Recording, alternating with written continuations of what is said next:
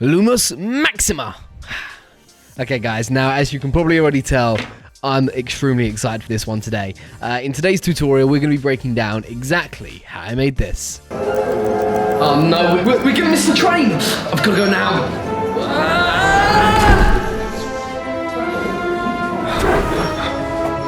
Obliviate!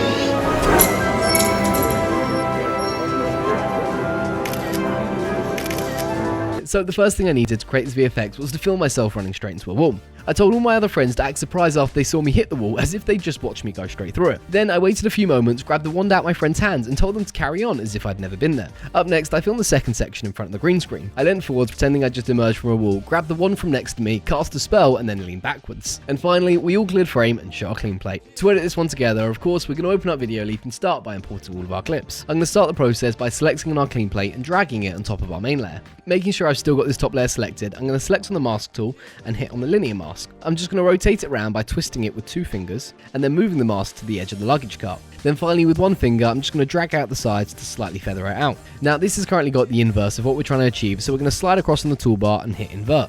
Perfect. Now when I deselect on the mask, I can see the differences between the 2 shots still quite clearly, so I'm going to select back on the mask and feather it out even further. So now if we scrub through the footage at this point, we can see that it doesn't fully work yet. So to fix this, we're going to create a keyframe at the point where I start to disappear, and then carry scrubbing along to the point where we feel like we should have fully disappeared. Once we found that point, we're simply going to drag our linear mask even further along the cart to completely remove myself. Okay, now that we've got ourselves running into the wall, it's time to make ourselves emerge back out. To do this, we're going to select on our green screen layer, and drag this on top of both of our other clips. To make sure this layer goes right to the top, we're going to slide across on the toolbar, hit arrange, and then slide it all the way up to number 2.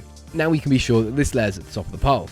With this layer still selected, we're going to hit on mask and create a rectangular mask around the green screen. After you've created the mask, you're going to want to scrub backwards and forwards to make sure that your body never comes out of the mask lines. Perfect. After that, we're going to come out of the mask menu, select on Chroma, and key out the green. Now that we can see all 3 layers at the same time, we want to reposition the timing of our green screen layer. We're going to scrub forward to the point where I snatch my friend's wand, then grab the green screen layer and drag it forward to the point where I'm also grabbing the wand in this shot.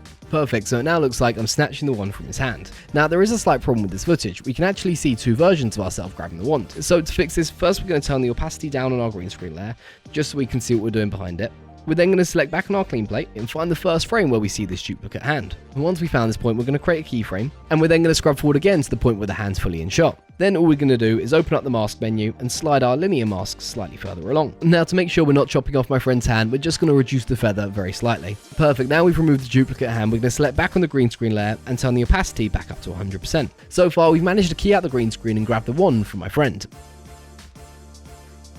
The next thing we're going to want to do is make it look like I've emerged from inside the wall. To do this, we're going to create our first keyframe about a second after I've leaned out the wall. Then we're going to scrub backwards to the point where we feel like our body should be fully emerged out of the wall for the first time. This will typically be at the point where you're fully leaned over. You're then going to make sure you got your mask selected and shrink it so it's going from shoulder to shoulder. Now you want to scrub backwards in your footage one last time to the point where you feel like you shouldn't be seen. You're then going to shrink the mask again, but this time all the way. To make sure you're affecting the width and not the height, make sure you're dragging in with 1 finger from the side. Perfect, now scrubbing through this I can see it's looking pretty cool, but I want to feather the edges slightly more on our mask. So I'm going to go back to our first keyframe, make sure I've got the mask selected, and then drag it down to feather the edges more. Then I'm going to go to our next keyframe and do the exact same. Great, now this is looking pretty cool, but I've got one more minor adjustment that's going to make it look even better. We're going to come out of our mask tab and hit on opacity. We're then going to go to the place where we've got our first keyframe, scroll all the way down to 0, move 5 frames forward, and then put the opacity up to 100%. This is just going to make the initial emerge even cleaner. Great, now we want to repeat this entire process again in the reverse to make myself disappear into the wall. So we're going to create our first keyframe about a second before I think I should start submerging, then find the point where I start leaning backwards, click on mask, and shrink the mask again from shoulder to shoulder. We're then going to carry scrubbing along to the point where I'm fully leaning back and shrink the mask down to nothing. Perfect, and again watching it, I'm going to increase the feather from both of our keyframes. And the final step again is to go to that very last keyframe, select an opacity, bring it all the way down to 0, and then scrub forward about 4 or 5 frames and drag the opacity all the way back up to 100%. Perfect, we're now at the final step and going to add the spell onto the front of our wand. To do this, we're going to make sure we've got none of our layers selected, slide across on the toolbar and hit effects. We're then going to select on lens flare, and then if we press on lens flare once more, we can see we've got all these different options of lens flares. I'm going to stick with the classic and turn the opacity down to about 85% for now. Then using 2 fingers, I'm just going to squeeze and shrink it down and reposition it going straight over my wand. Great, so once we're happy, we're going to find the point where the spell ends. And once we found that point, we're going to select on the keyframe button, We're then going to drag backwards to the first frame of the flare and bring the opacity all the way down to 0. Great, so now we've got the spell looking how we want. It's time to track it onto the end of our wand. So we're going to zoom in on our timeline and go to our very first frame. We're then going to go frame by frame repositioning the spell, keeping it on the very end of our wand. You'll notice as you're doing this, it's going to create a new keyframe every time you move. Perfect, so once we get to the end, we're going to hit split and then remove our last layer. We're then going to select that flare layer, hit animation, click out and click fade. Perfect, it is finally time to see what we've created. Oh no, we're going to miss the train! I've got to go now!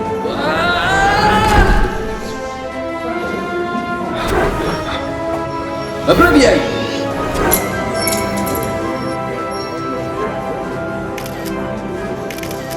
Now this is one I definitely want to see you guys at home recreating. Upload your versions to TikTok and Instagram using hashtag Videoleap Challenge and myself, Brandon_Baum. As always, I'm going to be taking a bunch of my favourites and throwing them onto my stories, so guys, good luck.